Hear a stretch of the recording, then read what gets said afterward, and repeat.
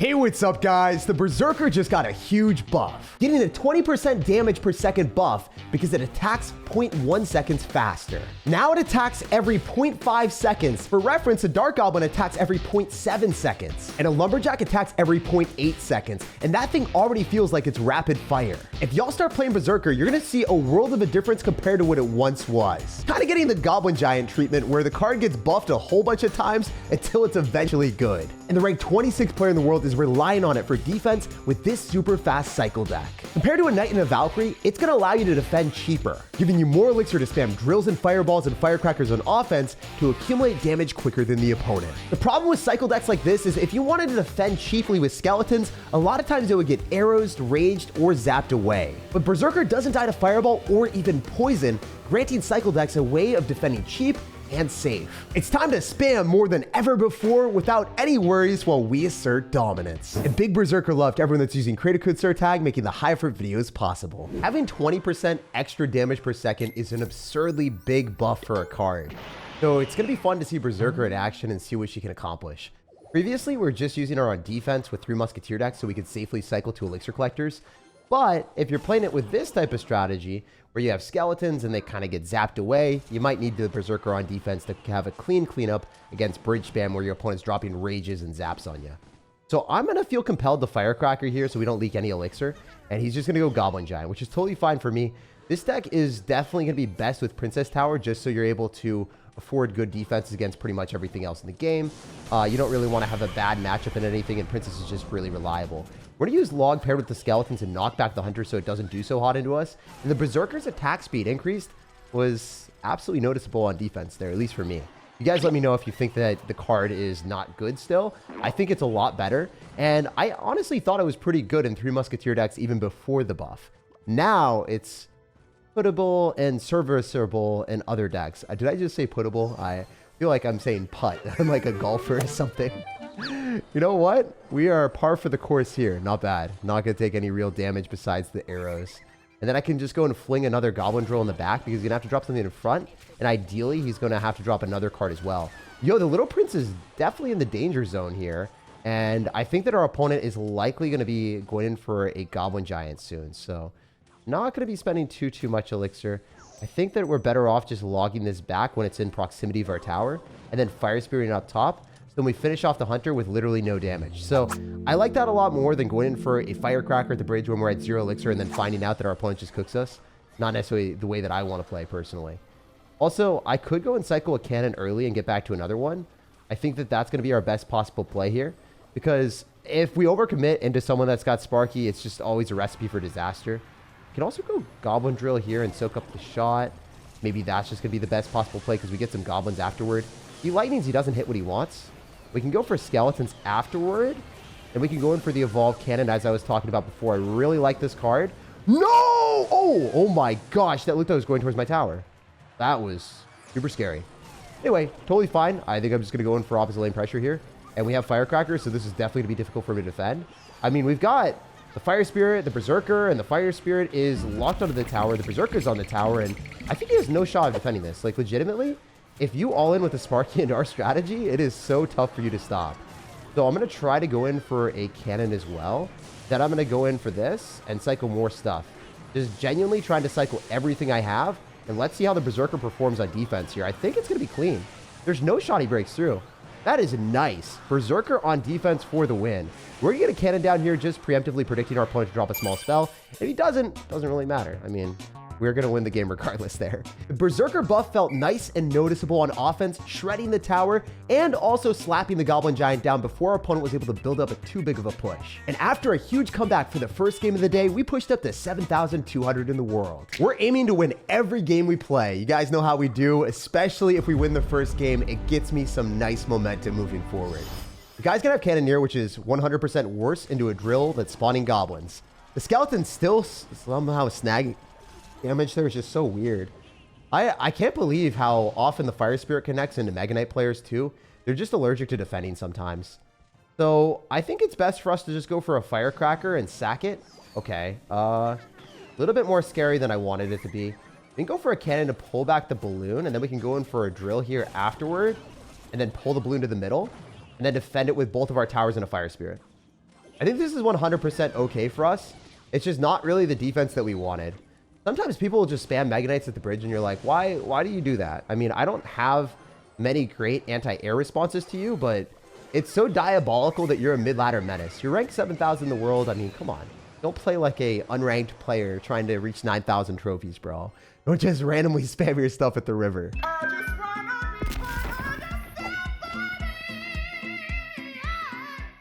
So many people do that on ladder, so if you're not running a deck that has adaptability, you're just going to lose against worse players than you almost every game. And that's one thing that frustrates me. Like when I play Elixir Golem, and then my opponent goes Lumberjack Balloon first play, and then I go for like a Night Witch on defense, I clean up the Balloon, and then they've got like Wizard randomly on defense. It's like the worst feeling in the game, and it makes me want to like log off and not play the game anymore.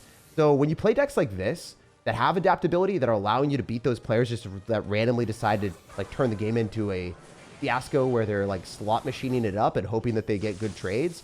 It's kind of crazy that that's the case, but it is. Also, the Lumberjack does not get the rage anymore, so that's pretty nice that it has a finite amount of damage. I wish I pulled it back, to be honest, but it is what it is.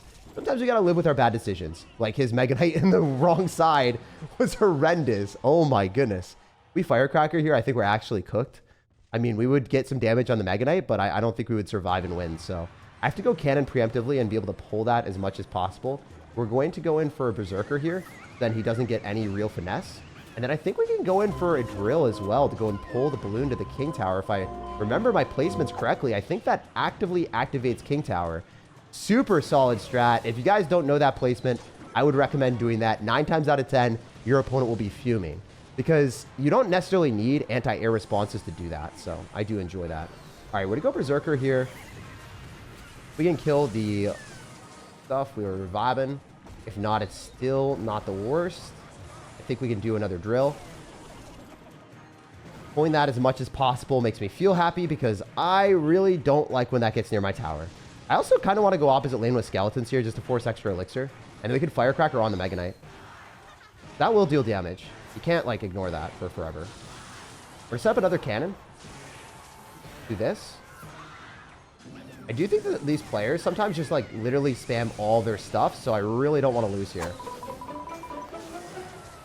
Try to maybe just defend this with like another cannon. And then we can go in for a Goblin Drill directly on the tower and fully expect him to just continuously spam stuff at the bridge because he doesn't really know how to play the game, to be honest.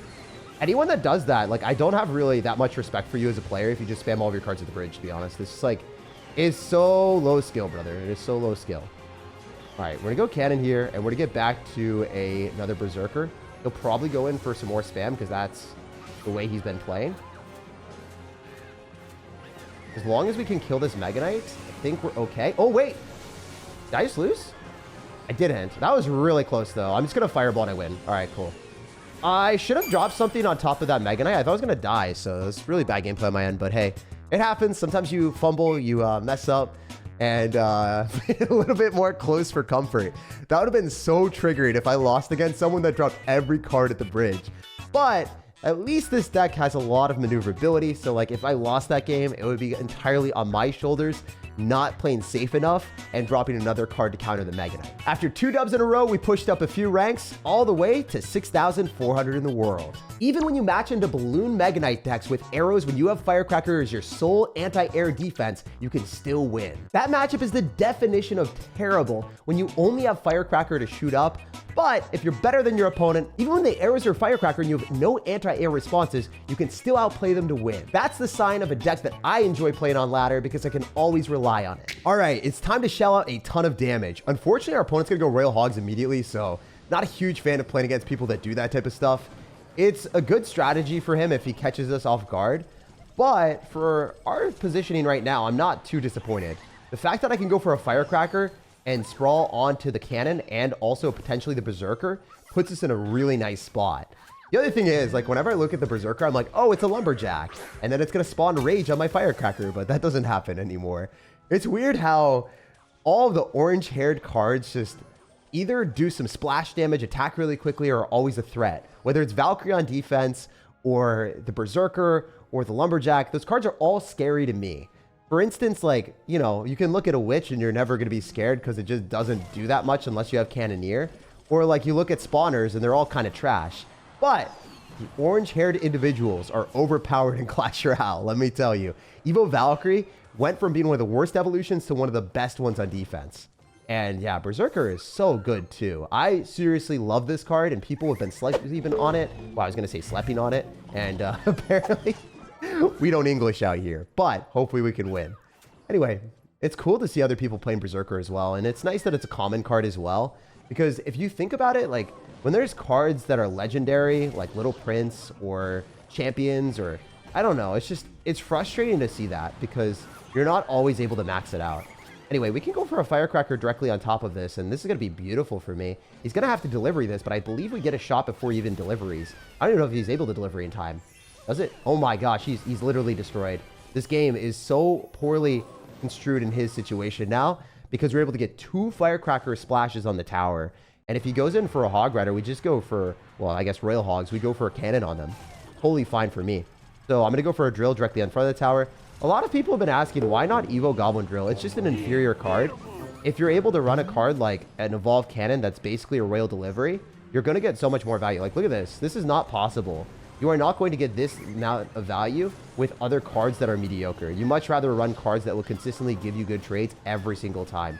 Without the Evolved Cannon there, I literally lose the game. Like 100% just lose the game. He's going to try a delivery on this, so I'm going to use my Firecracker afterward. It's just predictable, so I didn't want to do that too soon. Hopefully the Firecracker outranges the cannon and hits, and it does. All right, so I wonder if he's back to cannon or not. He could Fireball if he cannons, or Fireball on the Berserker. It doesn't really matter. He's going to knock back whatever he has, so then the Goblins lock onto the tower. Didn't happen the way that we wanted, but it's still fine.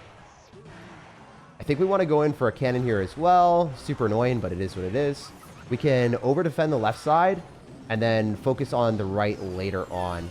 In fact, I can do this and like push back the Archer Queen and make sure it definitely dies. The thing is, all we have to do is log, and that should allow us to get through the cannon and then win with a Fireball. So I think this game is ours. It's going to be a little bit down to the wire, but we do win with the Fireball. GG. Whew, super close last 2 games, but hey, we're on a mission to win 5 games in a row, and I think the people that we're going to be playing against as we play more and more games are going to be better and better.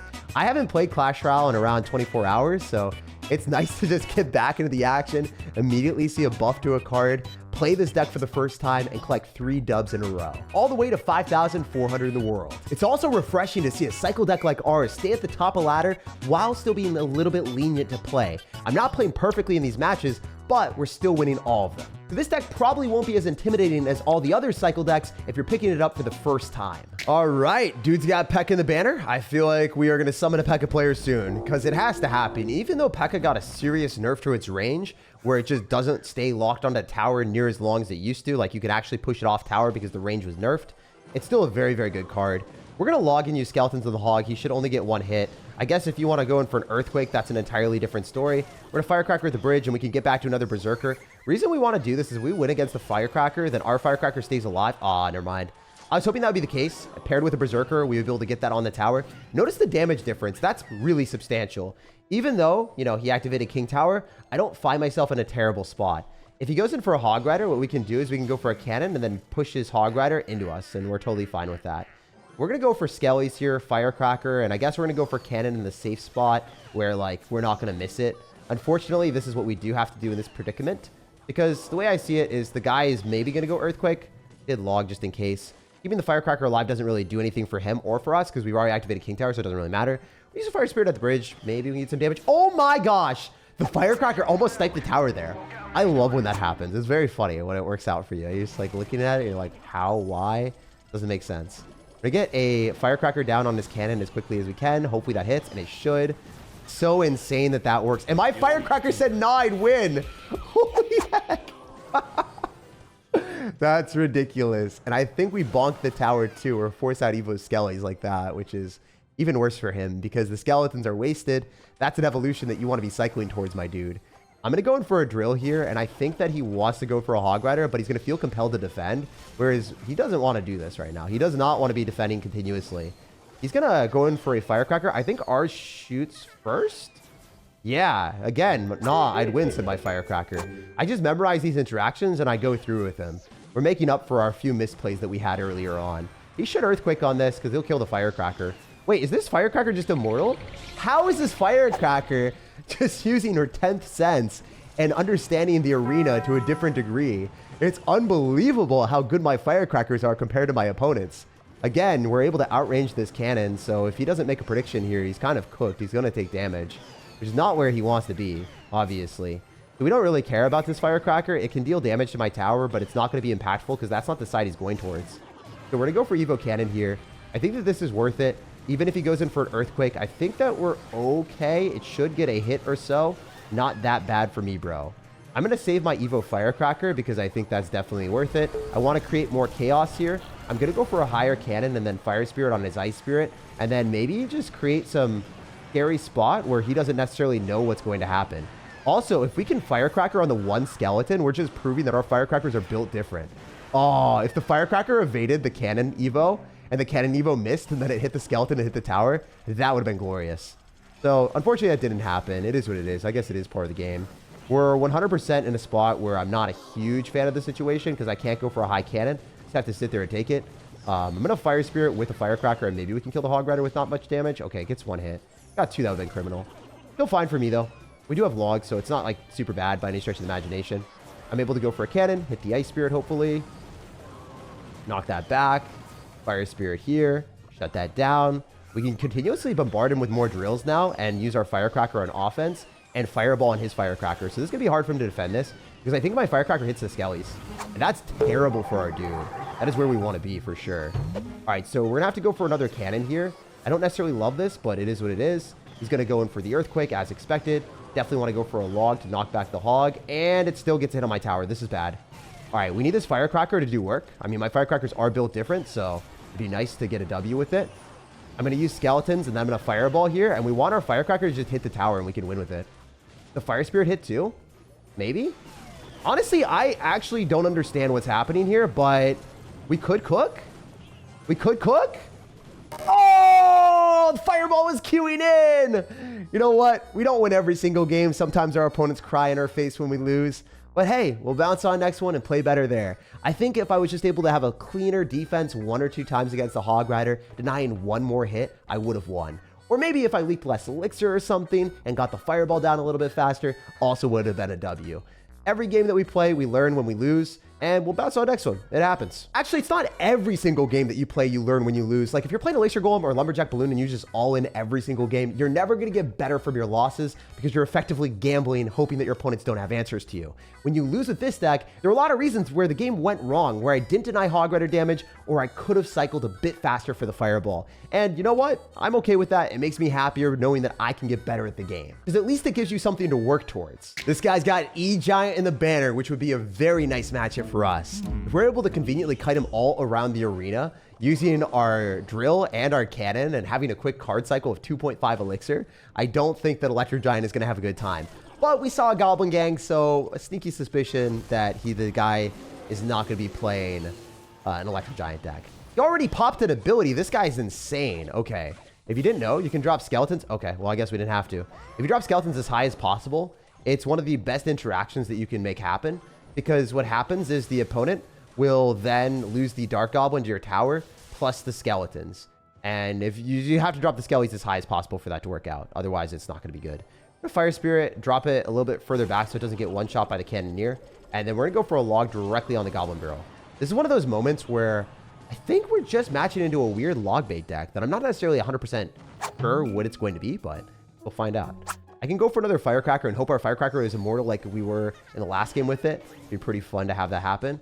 I think if we go in for a cannon relatively early, we should be able to snipe most of the recruits on the other side. Then I can Fire Spirit because the cannon cart does not one-shot it. Wait, the recruit really poke and prod and knock that thing down? That's insane. I didn't think that the cannon cart plus the recruit would do that, but I guess that is part of the game. But a Firecracker here, so then he can't pull it back. It'd be really nice if, you know, he's not able to pull that with a NATO. Guess he doesn't even need a NATO.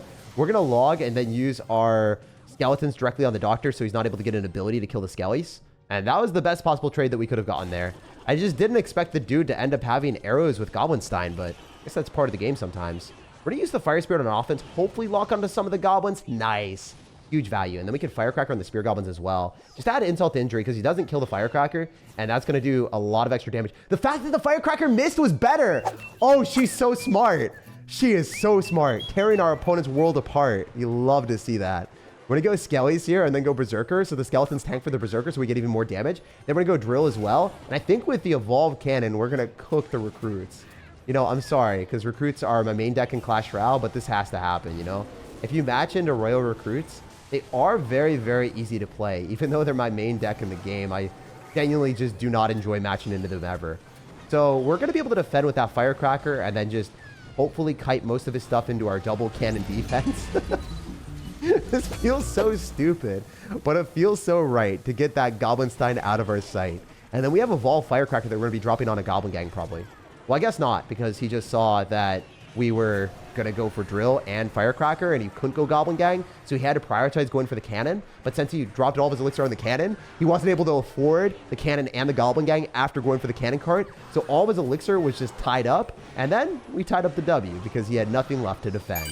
GG. Very fun stuff. We won most of our games today, only really losing that one match where we could have played a lot better. Berserker certainly isn't broken, but she's a lot stronger, and I could see her being a staple in a lot of Cycle decks and 3 Musketeer decks. The value that you get for 2 Elixir on defense, not dying to Fireball or Poison, gives you the opportunity to defend more cost effectively and also have that reliability that you do not have with Skeletons. The clutch defense is allowing this deck to sinisterly spam Firecrackers all over the arena was pretty toxic. And when a Goblin Drill's in front of the Berserker tanking for it, it can actually take an entire tower. Berserker the like button, subscribe for more daily content, and I hope you have an amazing rest of your day.